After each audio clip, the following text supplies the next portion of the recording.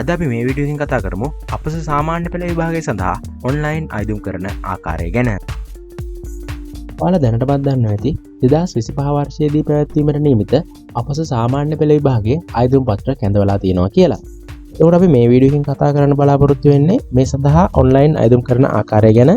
මේ වීඩියෝ එකේ විදිහට ඔයාලට අයදුම් කරන්න පුළුවන්. ඔයා පුද්ගලික අයදුම් කරුවෙක් නම් විතරයි. ඔයා පාසල් අයදුම් කරුවෙක් නම් පාසලේ විදුහල්පතිතුමා හරහා තමයි අයදුම් පත්‍රය යොමු කරන්න ඕනේ. විභාග ගාස්තු ගෙවද්දී වීසා හරි මාස්ටර් කාඩ් එකක් හරි භාවිතා කරලා ඔන්ලයින් ගෙවීමේ හැකියාව තියෙනවා.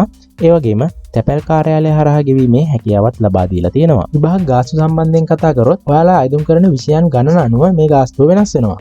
එක් විෂයකට රුපියල් 100ක්ද, විෂයන් දෙකකට රුපියල් 150ක්ද, විෂයන් තුනකට රුපියල් 200ක්ද වශයෙන් ගාස්තු වෙනස් වීම සිදු වෙනවා.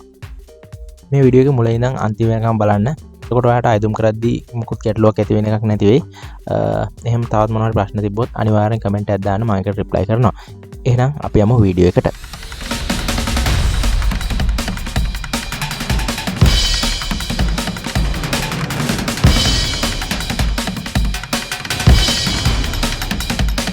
සීනියක් වූ රැකියා අවස්ථාව තවදුරටත් සීනියක් නොවන්නට දිනපතා අලුත් වන රැකියාව වේගවත් සහ නිවැරදිව අයදුම් පත්‍රය සමග නොමිලේම වූ එක.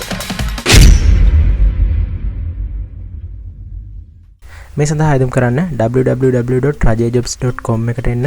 මේ සඳහා ඔයාලට Google එකේ Rajaye jobs කියලා සර්ච් කරගන්නත් පුළුවන්. ඒකේ තියෙන පළවෙනි රිසල්ට් එක ක්ලික් කරන්න. එතකොට ඔයා මේ වගේ වෙබ්සයිට් එකකට එනවා. ඒ වගේම මේකේ ලින්ක් එකත් මම ඩිස්ක්‍රිප්ෂන් එකේ දාලා තියන්නම්. හරි ඊළඟට මේකේ O level online application කියන එක ක්ලික් කරගන්න.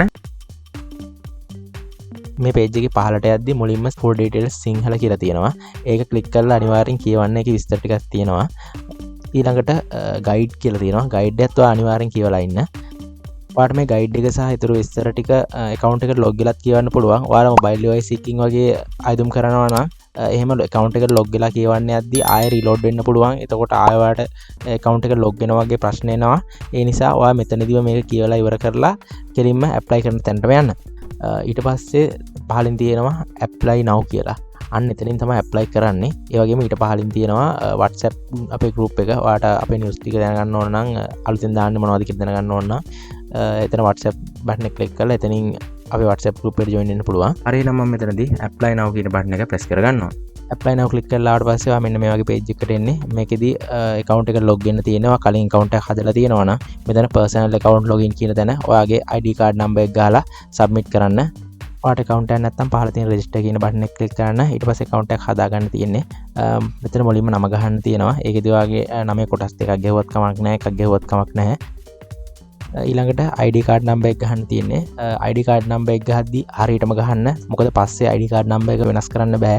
ඒ වගේම අලුත් අය නම් ප්‍රශ්නයක් නැහැ. තනිකරම ඉලක්කම් තියෙන නිසා පරණ අයගේ නම් V අකුර තියෙනවා. V එකේ මෙතනදී V අකුර එහෙමත් ගහන්න. ඊළඟට mobile number එක. mobile number එක ගහද්දී දැනට වැඩ කරන number එකක් ගහන්න. මොකද ඔයා මෙතන register දුන්න ගමන් ඒකට code එකක් එනවා. ඒ code එක ගහලා තමයි ඔයාට account එක log වෙන්න ඕන.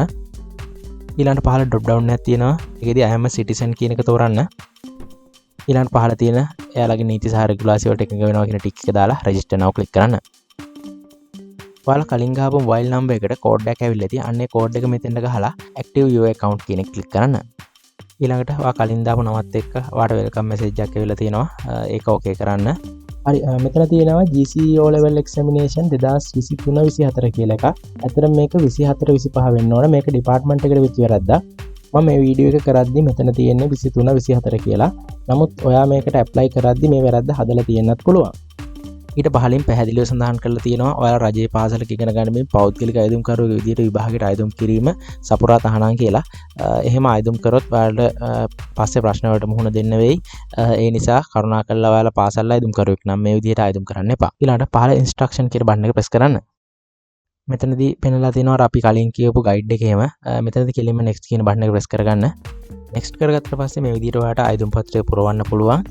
මේ අයදුම් පත්‍රය පුරවන විස්තර ටික තමයි ඔයාගේ ඇඩ්මිෂන් එකට ඇතුළත් වෙන්නේ. ඒ නිසා මේ ටික ID එකේ තියෙන විදිහට හරියටම පුරවන්න.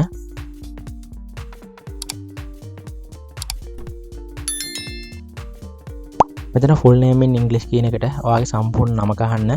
එතකොට මුල අකුරු වල තේරුමත් එක්ක ගහන්න තියෙන්නේ. මම මේ ගහන විදිහට බලාගෙන ඔයා ඉතින් නම ගන්න. ඊළඟට ඔයා කලින් ගහපු ID නම්බර් එකකට පහලින් වැහලා තියෙයි. ඊට එහා පැත්තෙන් ඔයාගේ උපන්දිනය ගන්න තියෙනවා.